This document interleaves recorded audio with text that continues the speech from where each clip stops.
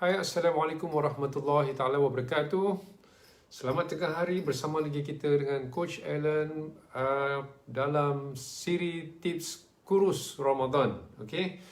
Jadi insya-Allah setiap hari kita akan kami akan membuat sharing setiap satu topik setiap satu hari, dan insya-Allah kalau diikuti betul-betul you akan dapat result insya-Allah, sebab ramai orang tak tahu pun ilmu-ilmu ni sedikit banyak ni. Jadi dengan Ramadan yang penuh rahmat ini, moga-moga apa yang coach akan share selama beberapa hari ni, mungkin plan ni dalam ada 13 setakat ni ada 13 dah plan dah. Besok kita nak buat serat. Kenapa serat? Sebab kebanyakannya dalam bulan Ramadan ni lah serat paling kurang sekali. Jadi lepas tu kita buat lemak, lepas tu kita buat protein. Jadi insyaAllah dengan tips-tips ni dengan secara detail, okay, setiap satu hari. Biasanya coach akan bagi semua secara keseluruhan kan. Jadi kali ni coach akan buat satu persatu. Semalam kita cerita pasal apa? Siapa yang bersama dengan coach semalam tu? Kita ada cerita pasal apa semalam? Siapa yang tahu? Kan? Jadi siapa yang tahu boleh komen kat situ supaya coach tahu. Orang yang bersama coach hari ni ialah orang yang ada semalam juga. Nak tahu juga. Okay. Jadi hari ni kita nak cerita pasal karbohidrat. Okay, very important karbohidrat, sebab inilah yang kita makan setiap hari. Jadi bersedia, kalau bersedia boleh cakap bersedia. Okay. Dan ini Ramadan kita adalah Ramadan yang ketiga, betul? Dan macam mana Ramadan anda bersama? Semua okey? Harap-harap okey kan? Kita ada 27 hari lagi. Dan dalam keadaan sekarang PKP ni, Perintah Kawalan Pergerakan ni, kita bayangkan sajalah kita memang akan ada di rumah saja. Kan? Nampak gaya tak tahulah bila sampai raya ke, sebab gaya-gayanya dia tak akan release kot masa ni, sebab takut nanti orang Ramadan terus tiba-tiba keluar jadi pula kan. Ini kan bulan keramaian. Jadi kita kena mentally kita kena prepare. So tak ada orang datang tak ada orang join semalam ya. Okay. I'm going to the point now. 3 minit dah berlalu. So apa itu karbohidrat? Ini penting tau, sebab benda ni everyday you makan. Setiap hari you makan. Dan kalau you tak tahu nak kenal karbohidrat ni, setiap hari you akan bina lemak. Jangan ingat kita makan lemak saja. Okay, kita tak mau makan lemak. Everything eat clean. Okay. Tapi sebenarnya karbohidrat juga akan memberikan kepada lemak. In fact, apa yang membuatkan kita semua gemuk sekarang, besar berat lebihan berat badan di Malaysia sekarang pun 60% overweight, okay, 50% obese, nombor 1 di Asia. Apa yang menjadikan yang berlaku ialah everything kebanyakannya datang daripada karbohidrat. Bukannya lemak. Jadi sibuk sangat nak buang lemak tu. Kemudian karbohidrat banyak berjenis pula. Bukan nasi je. Ini ada yang tak nak makan nasi, tapi karbohidrat lain semua dia belasah juga. Jadi inilah sekarang ni nak cerita hari ini secara lebih terperinci mengenai apakah dia karbohidrat. Dan kenapa karbohidrat ni ialah penyumbang utama bagi kita naik berat badan. Dan dahlah jadi penyumbang utama, kita pula tak faham apa karbohidrat tu. Apa karbohidrat yang baik, apa karbohidrat yang tak baik. Ada orang tu bila dia nak turun berat badan, coach tengok dia makan macam ni pula. Jadi adalah juga kan banyak yang tak faham. Jadi insya-Allah seperti yang coach janjikan, kalau you betul-betul ikut apa yang coach ajar ni, insya-Allah you turun berat badan. Cuma benda-benda ni adalah dia tidak selari dengan pemakanan di Malaysia. Pemakanan yang kita ni berdasarkan kepada makanan pertanian. Kita ni sebagai petani, kan negara ni ialah negara pertanian, jadi pemakanannya juga menyokong kepada industri petani, yang mana petani dulu ialah buat kerja berat. Jadi bila dia buat kerja berat, dia memerlukan karbohidrat yang banyak. Tapi bila kita berubah kita punya gaya hidup daripada pertanian kepada sekarang duduk dekat komputer, tak banyak bergerak, tetapi jenis makanan yang tadi itu tidak berubah. Jadi kalau kita nak dalam keadaan berat badan yang sihat, maka kita kena ubah jenis makanan tu. Sebab jenis makanan yang ada sekarang ni adalah untuk support industri pertanian. Dan kita we are no longer in pertanian industry. We the service industry, kita manufacturing industry kan. Jadi kita banyak duduk di office dan tak duduk kat traffic jam kalau zaman dulu kan, zaman sebelum PKP kan. Jadi kita kena fikir, kita kena berubah semua tu. Jadi apa yang coach nak sampaikan ni mesti menerima hakikat dia ada satu perubahan. Tak boleh kata, coach, saya nak makan macam ni, saya nak makan macam ni, tapi saya nak kurus. Come on, you kena hidup dalam dunia yang nyata. Okay, dunia yang nyata, dunia yang sains. Okay, so fine. Okay, ada 3 orang sedekah like. Thank you very much. Kalau sedekah bulan Ramadan ni bagus tau. Jadi benda yang coach nak bagi ni satu benda yang baik. Dan insyaAllah sedekah balik coach dengan like, dengan komen, dengan share. Okay, right, now karbohidrat. Apakah karbohidrat? Dia ada 3 makronutrien yang ada pada makanan biasa kita, yang biasa kita sebutlah. Okay, makro ni apa? Benda yang besar. Jadi nutrien yang besar yang kita boleh nampak. Macam vitamin tak boleh nampak, tapi makronutrien ni kita boleh nampak. Mikronutrien kita tak nampak. Jadi makronutrien ni yang 3 komponen utamanya ialah karbohidrat, protein dengan lemak. Karbohidrat memang kita boleh nampak, nasi kan. Okay, nanti kita bagi contoh. Kemudian protein boleh nampak, macam isi ayam, isi ikan. Lemak lagi lah boleh nampak kan, macam minyak zaitun. Ini semua benda-benda yang kita boleh nampak. So karbohidrat ialah satu daripada makronutrien tu, daripada 3 tu. Dan ketiga-tiga ini, protein, lemak dan karbohidrat menyumbang kepada kalori kita. Sekarang kita kata berapa? 1,500 kalori. Okey, 1,500 kalori itu tidak datang dari karbohidrat saja. Dia mesti mau terbagi. Nanti kita ada satu topik ni. Topik ni topik baru yang coach nak bagi masuk. Ini ya, tengok 40-30 terbalik kan. 40-30 ni maknanya berapa persen kalori datang daripada karbohidrat, berapa persen kalori datang daripada protein, dan berapa persen kalori datang daripada lemak. Semua itu sepatutnya seimbang. Jadi bila kita ada keseimbangan daripada situ, barulah badan kita dapat keseimbangan. Jadi kalau orang duk asyik kira kalori saja, tapi dia kira semua karbohidrat saja. Sebab coach perasan masuk dalam beberapa grup yang kurus, coach ada masuk beberapa grup yang kurus, coach tengok dia punya meal plan tu memang dia tidak menekankan kepada protein. Padahal protein ini, nanti kita masuk topik protein. Berapa punya penting protein dalam badan kita. Memang you boleh kurus, tapi you punya daging jadi kecil. Ini yang tak bagus. Jadi kita tak boleh bergantung sangat kepada satu saja. Kita kena 3. Lemak pun benar juga. Tak ada lemak nanti kita tak ada sel-sel kita jadi lemah. Tahu tak, setiap sel kita tu, setiap 1 trilion sel dalam badan ni. Berapa trilion tak tahulah. Tapi setiap sel tu adalah disaluti dengan lemak. Dia panggil fatty acid. Jadi setiap sel tu dan lemak ini adalah penyumbang kepada penyerapan nutrien. Dia boleh serap nutrien dan bawa nutrien tu ke mana-mana. Jadi kalau kita kurang mengambil lemak, energi kita kurang, nutrien kita pun kurang, walaupun kita makan vitamin, tapi tak ada yang nak mengangkat dia, tak ada yang nak menyerap dia.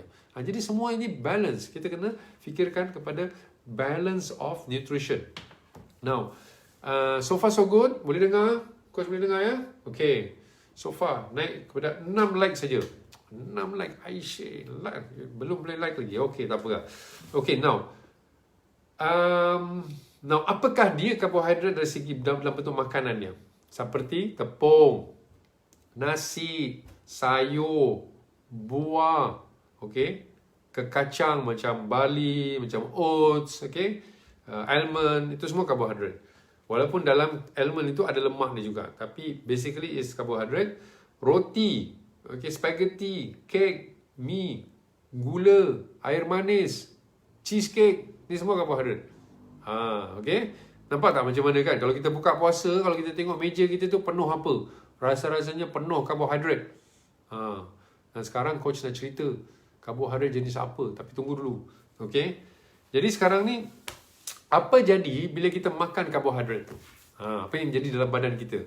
Bila kita makan, kita kunyah karbohidrat tu dan dia dihadamkan dan dipecahkan, broken down kan, into smaller element yang dipanggil glucose, the basic. Dia akan tukar semua, hampir semua, kalau bukan semua pun hampir semua, most of carbohydrate, dia akan broken down into becoming glucose. Okay? Dan glucose ini adalah sumber tenaga kita lah.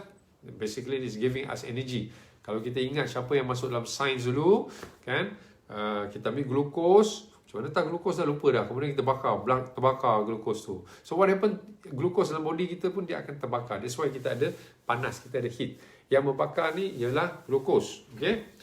So, dan glukos ini akan disimpan dalam hati, di celah-celah muscle kita, okay?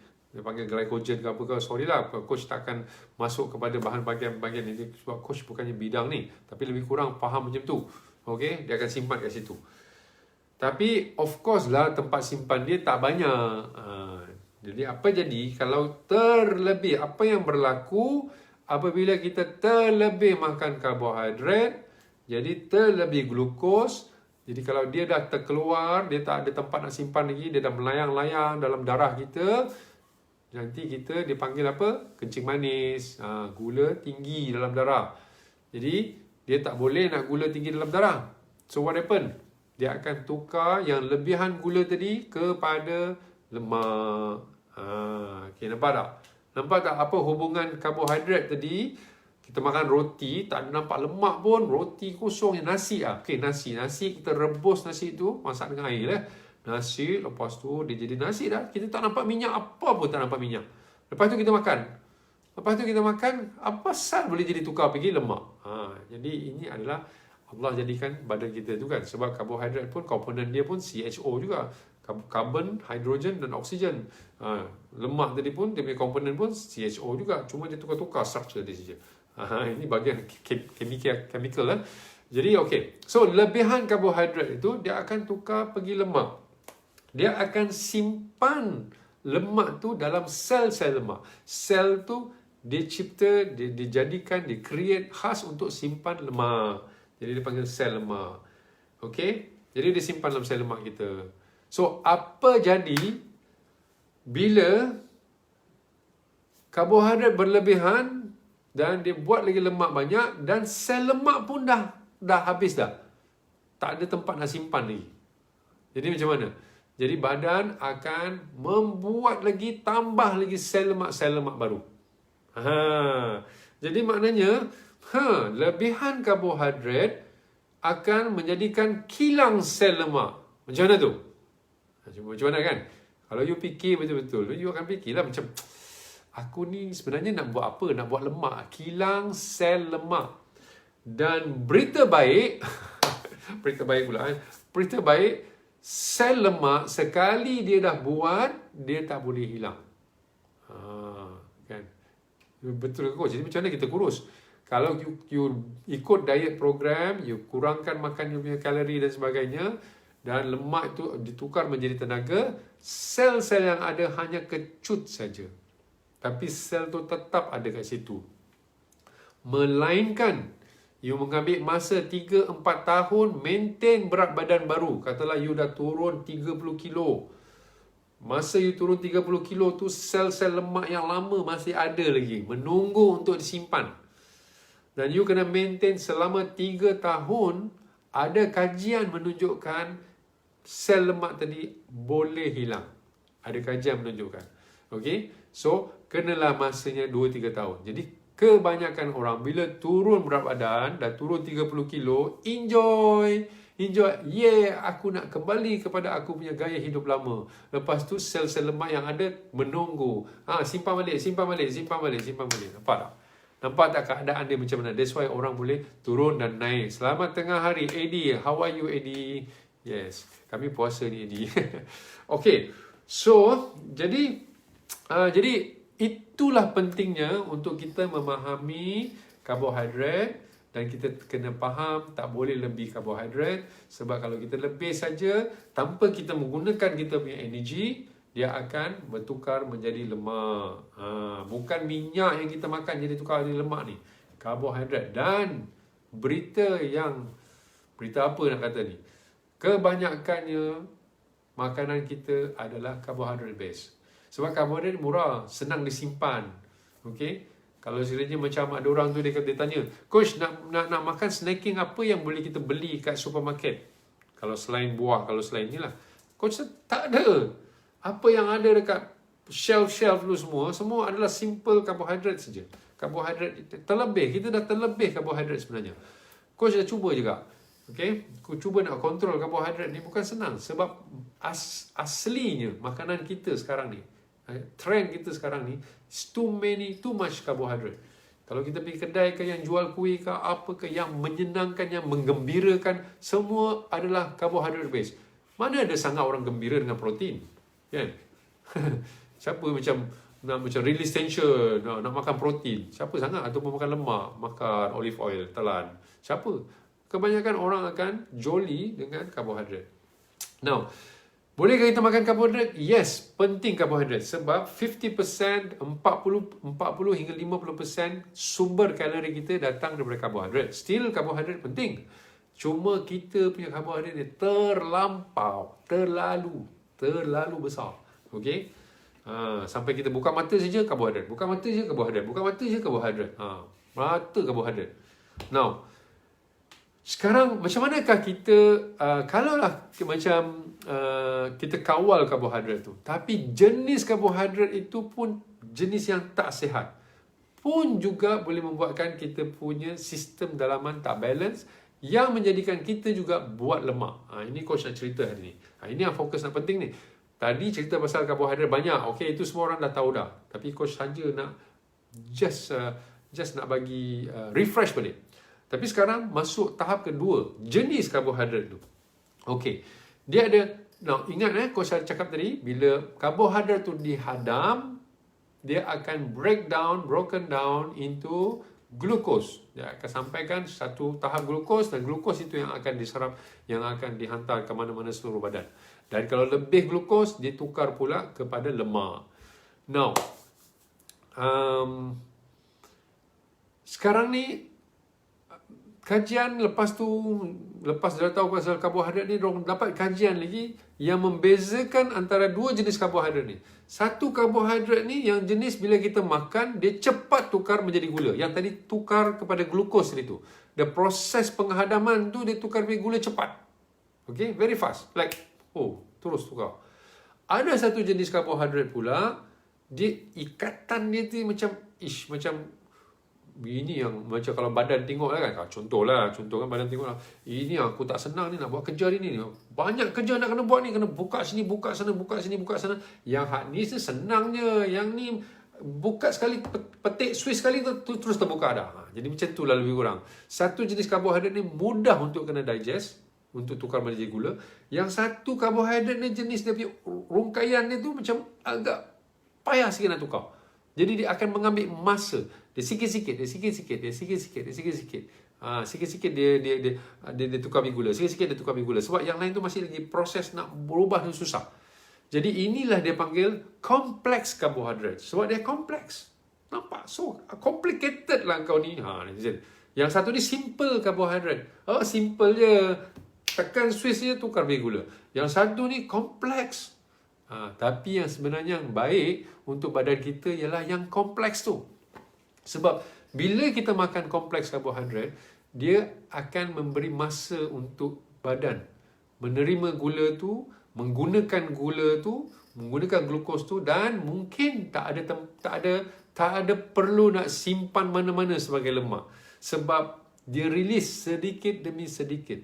Compare dengan yang simple tadi, makan-makan saja dia terus banjirkan kita punya blood system kita dengan gula, dan gula kita melonjak naik, badan jadi panik, okay? Badan pun pump insulin yang banyak untuk menurunkan gula tadi, dan sekarang dia ada terlebih gula, tak tahu nak buat apa, masuk pergi lemak.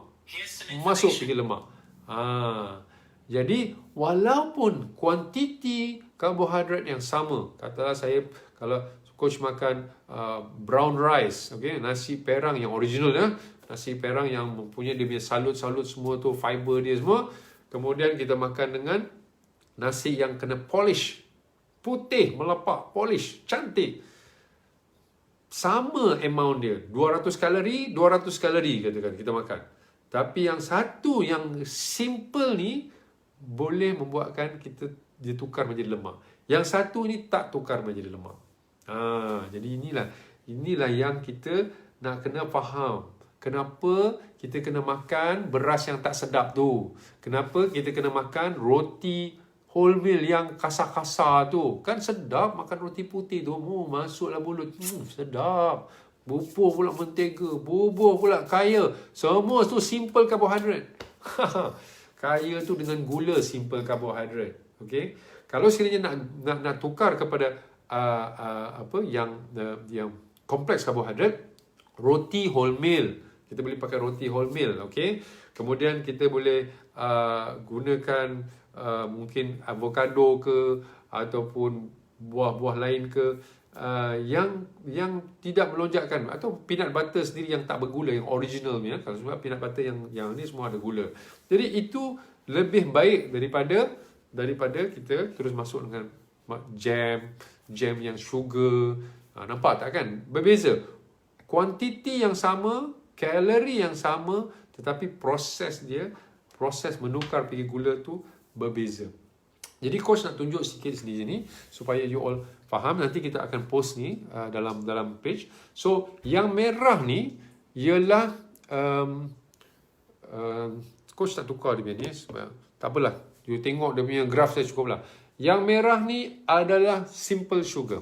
So bila kita makan, apa yang berlaku, ini gula dalam darah tau, ini masa, ini blood glucose level. Sini ni adalah blood glucose level, sini adalah masa. So makan saja blood glucose level tu dia akan naik melonjak tinggi. Nampak tak kan? Berbanding dengan kompleks karbohidrat, kita makan dia tak naik, dia melonjak tinggi. Dia duduk macam ni kan.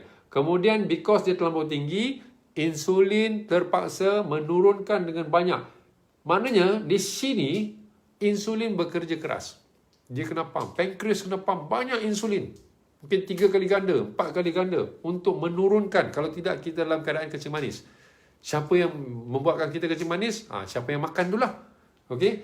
So bila dah naik tu, insulin terpaksa bekerja keras untuk menurunkan. Turun. Kemudian dia turun, dia menjunam turun. In fact, dia menjunam turun, kalau nampak di sini, dia turun di bawah paras normal, paras keperluan badan. Sementara yang kompleks karbohidrat tu dia naik, dalam insulin tak dapat. Insulin kerja normal saja. Okey. Yang ini kompleks karbohidrat. Senang saja kita insulin tak payah buat banyak kerja. Okey. So dia ni, tapi dia turun pun dia akan berada dalam keadaan yang normal tu lama sikit. Okey. Tengok lama sikit. Compare dengan ini dia akan turun. Kalau sini tengok satu graf lagi yang menunjukkan lebih jelas lagi. Okey. Ini yang hitam ni ialah sugar level kita. Dia naik sugar level, insulin pun naik begitu cepat. Lepas tu bila insulin menurunkan gula tu menjunam turun bawah, yang kuning ke atas ni adalah lebihan sebab normal kat sini, yang kuning ke atas ni semua ditukar pergi lemak. Nampak tak? Proses tukar pergi lemak. Kemudian dia jatuh sebab terlampau banyak insulin, dia akan turun di bawah paras normal yang menyebabkan kita lapar. Trigger balik kita nak makan lagi. Kita trigger nak makan sugary punya food. Tak tahu kenapa, sebab kalau lebihan insulin dalam badan, dia jadi macam trigger. Trigger kita nak makan benda-benda yang manis. Jadi maknanya kita makan lagi. Kemudian kita makan lagi yang simple karbohidrat. Sebab kita tak tahu, tak ada ilmu, dia naik lagi balik. Kemudian insulin terpaksa lagi buat kerja lagi. Pankreas buat kerja lagi untuk naikkan, untuk turunkan dia punya value. Jadi kalau kitaran ni berlaku, kau dia asyik satu hari tu, kalau dia tak puasa kan, breakfast makan, ni makan, itu makan, asyik nak makan saja simple karbo. Apa jadi? Kau jadi kilang membuat lemak. Chop kat sini. Saya kilang buat lemak. Pasal apa? Pasal cara you makan tu. Karbohidrat yang you pilih. Now, karbohidrat simple ni tak wujud zaman dulu. Kalau sekiranya coach hantar you, siapa-siapa ni? Ridwan katalah. Semalam tengok Harry coach. Okay. Katalah hantar seorang lah. Okay lah, katalah besar badan macam mana pun. Kita hantar ke satu pulau yang tak ada makanan proses. Tak ada kilang, tak ada. You kena tangkap ikan kat situ. You kena tanam betul-betul pokok itu. Makan dengan daripada apa yang ada di pulau tu. InsyaAllah you akan turun berat badan. Tapi sekarang sebab kita ni dalam era makanan proses. Okay, makanan yang diproses. Kenapa dia kena proses? Sebab dia nak tahan. Dia nak simpan dekat supermarket supaya lama tahan kat supermarket. Kalau tidak nanti kita tak makan.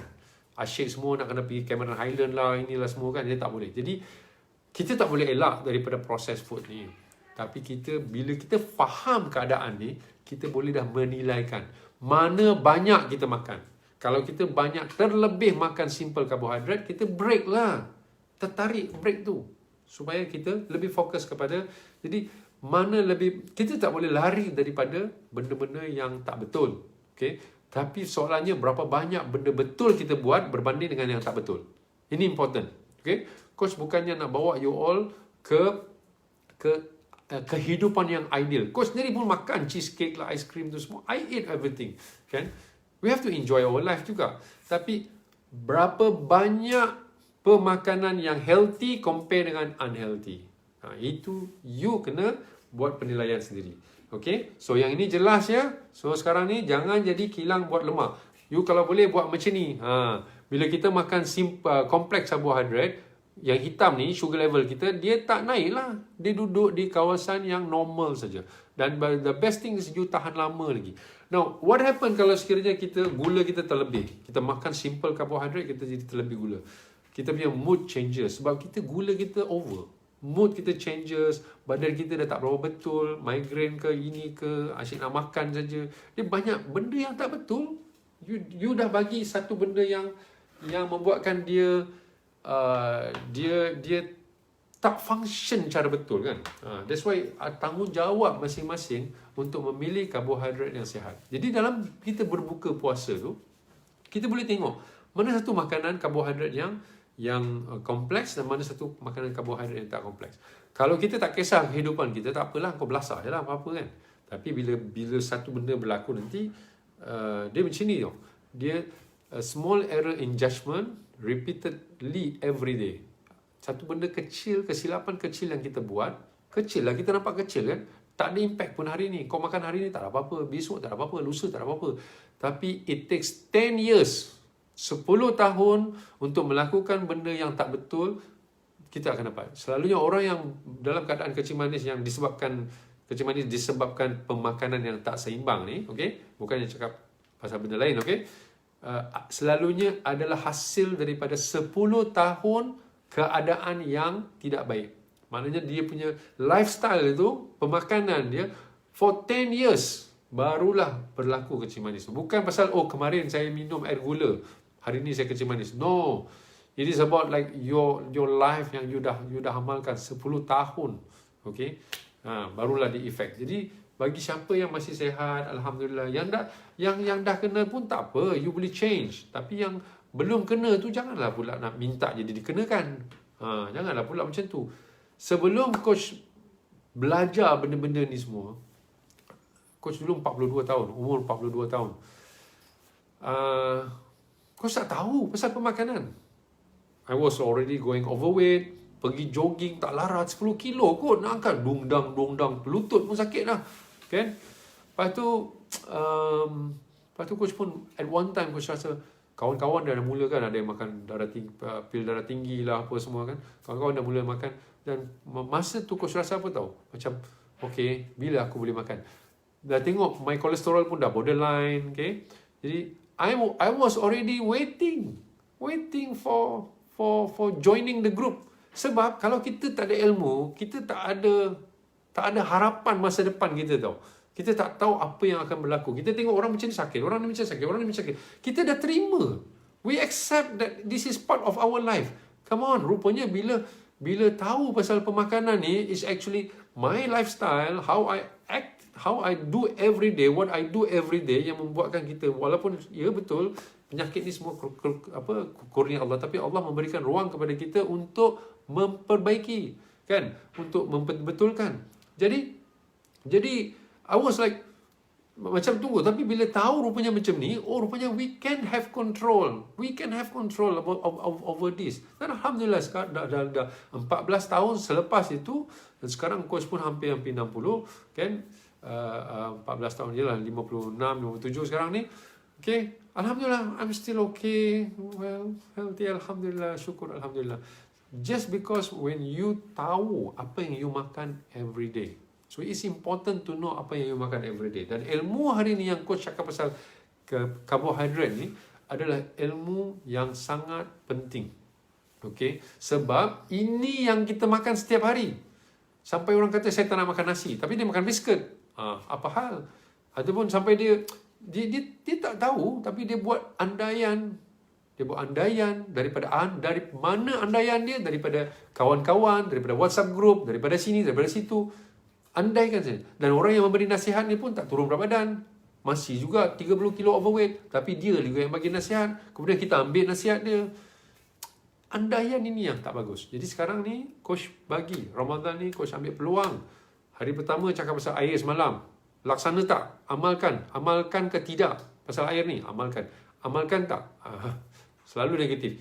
Adakah anda beramal dengan air? Okay. Kemudian hari ni kita cakap pasal karbohidrat. Memilih karbohidrat yang ni. Coach insyaAllah lepas ni coach akan post dalam page, okay, tentang jenis-jenis karbohidrat. Dan harap-harap you follow up dengan post tu supaya you boleh belajar memilih karbohidrat. Jadi sebelum coach habis ni, okay, setengah jam dah. Sebelum coach habis, sambil mungkin tak ada orang yang memberi soalan, jelas sangat. Jelas sangat ke coach cakap ni sampai semua jelas. Okey. Okey Azura, jangan sebut macam tu Azura. Kita menghormati mereka, okey? Cuma coach yang cakap macam ni supaya ni. Okey. Now, coach nak cerita sikit pasal buah, kan, buah. Okey. Besok kita akan cerita pasal fiber. Okey? Kita akan cerita pasal fiber besok, tapi hari ni coach akan sentuh sikit saja. Now, cuba kita tengok buah. Buah dia ada fiber. Okay, kita makan, dia manis, dia mempunyai kalori. Satu biji apple tu, tak ada apple sini ya. Satu biji apple tu ialah 80 kalori. Kalau you nak buat jus buah, you perah, kata bukanlah orange 80 kalori. You perah 4 biji atau 5 biji orange masuk dalam cawan, you minum. Itu dah berapa kalori tu? 80 darab 4, 300 lebih kalori. Sekali kita minum 300 lebih kalori. Dan bila kita dah perah atau jus dia yang yang jus tu kan, yang kita buang serat dia jadi simple karbohidrat. Dia tak jadi kompleks karbohidrat dah. Okay? Sebab fiber tu yang membuatkan dia slow sikit untuk kena hadam. Tanpa fiber, dia jadi simple sugar. So, bayangkan tu, satu gelas 300 lebih kalori, simple sugar, you minum macam tu, hey, this is healthy, I'm drinking juice. Wah, minum macam tu. Okay, pembuka mata tak? Adakah ini pembuka mata? Baik-baik sikit. Maknanya, sebab benda tu tak natural dah. Allah dah berikan kita buah dengan dia punya structure, dengan dia punya fiber sekali. Yang kau pergi buang fiber tu, kenapa? Sekarang ni janganlah beli juicer tu sebab juicer tu yang membuatkan nanti you kencing manis ataupun you naik berat badan. Sebab kalori dia terlalu tinggi dan dia akan melonjakkan gula dalam darah. Itu nombor satu. Nombor dua, kalau kita tengok nasi. Ini coach mak mentua coach ada kat rumah sekarang ni. Mak mentua coach orang dari pertanian dulu, daripada Penang tu, orang yang ada bendang dulu kan. Jadi adalah sikit-sikit ilmu dapat kan. Okey, beras ni dulu kalau kita dah pukul beras tu, ini old schoolnya, dah pukul beras tu dah jadi biji-biji yang mempunyai salut dia. Okey, bila kita buka dia punya kulit tu, dia ada satu jenis salut tu, dia punya layer ni ada enzim, ada protein, and ada fiber, dan ini yang membuatkan dia perang. Okay? Tapi the moment kita buka kulit tu, kita tak boleh simpan lama sebab dia akan reput cepat. So the only way orang kampung dulu nak simpan lama ialah supaya disimpan dalam keadaan padi. Okay? Padi sebelum dia jadi beras lagi, sebelum kita buka dia simpan dalam bentuk padi. Bila disimpan dalam bentuk padi tu, dia boleh simpan lama, setahun pun dia boleh simpan. Okay? Tapi bila dia buka saja, dia hantar pergi kilang ke polis, dia buka saja kulit tu ataupun ditumbuk, dia buka saja kulit tu, diorang kena makan terus. Kalau tidak, dia jadi reput. Now, untuk zaman sekarang, takkanlah kita nak jual padi. Okay? Nak kena jual beras. Tapi nak jual beras, tak tahan. So, macam mana? So, datanglah kilang ni. Kilang yang akan cuci beras tu menjadi putih. So, apa dia buang? Dia buang fiber tadi. Dia buang khasiat tadi. Dia buang apa-apa yang sepatutnya bersama dengan padi tadi. Jadi bila kita masak, kita hanya dapat sebahagian saja apa yang Allah jadikan padi itu. Allah jadikan lengkap. Padi itu bersama beras tu. Beras tu bersama dengan salutan dia yang ada enzim, yang ada fiber. Sama juga dengan buah tadi. Tapi bila kita buang disebabkan kita nak simpan lama. Jadi yang beras perang yang ada sekarang ni, wallahualam, coach pun tak tahu macam mana dia proses, adakah genuine benda tu masih ada kat situ, kan? Ada yang buat macam-macam style kan, ada yang dia vacuum sampai dia jadi papan, ada juga nampak macam tu sebab dia nak cuba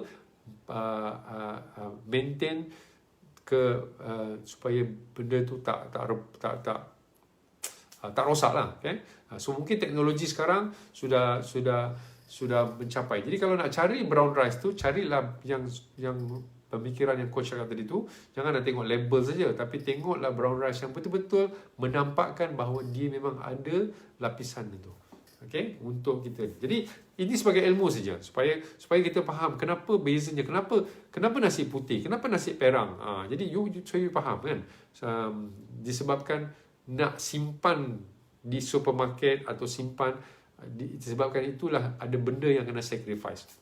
Okay? Sama juga dengan tepung, okay? Tepung gandum yang putih, refined flour ataupun wholemeal flour. Okay? Dia ada banyak dia kan. Jadi sekarang ni cuba kita ubah kita punya pandangan kepada makanan-makanan yang kompleks karbohidrat, yang GI dia rendah. GI dia rendah. Ini GI pun boleh cerita juga ni. GI rendah, janganlah ambil yang GI tinggi. Ini pun nanti coach akan share dalam beberapa hari ni. Coach akan share tentang karbohidrat yang sihat.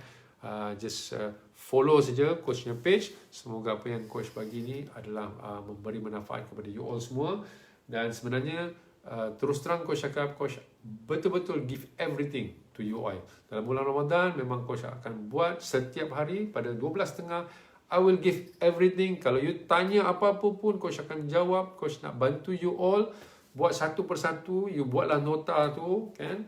Tips pertama, kedua, sebab melalui pengalaman coach 14 tahun ni, insyaAllah coach want to give you everything for free.